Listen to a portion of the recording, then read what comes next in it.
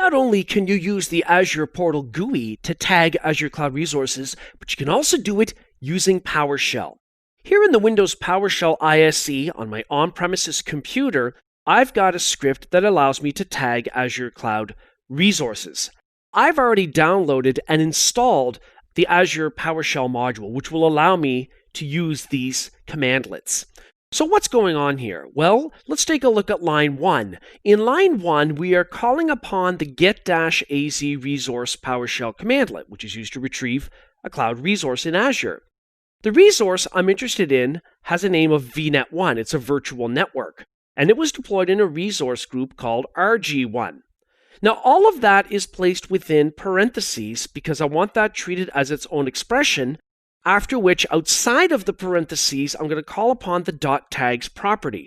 In other words, show me the tags for the VNet1 cloud resource. Why don't we execute line 1 only? So my cursor is blinking on line 1. So here in the PowerShell ISE, to run just that line with the cursor blinking, I can click the Run Selection button up in the toolbar. You can see, of course, you can also press F8 to do the same thing. Let's do it.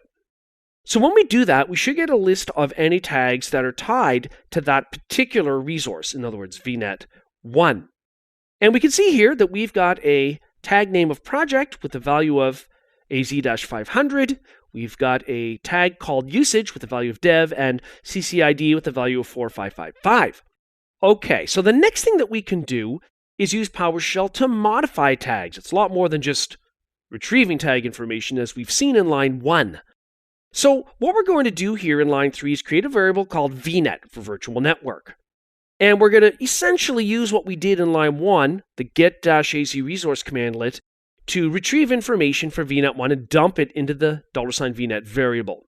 Now I'm going to call upon $VNet.tags.add to add a new tag. But I'm not going to leave it the way it's written here because we already have a usage tag.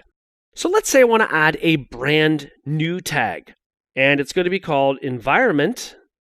And here I'm going to leave it as dev for the value. So I'm going to save my script. I'm going to highlight lines 3 and 4 because I want to run only those lines. And I'll click the Run Selection button.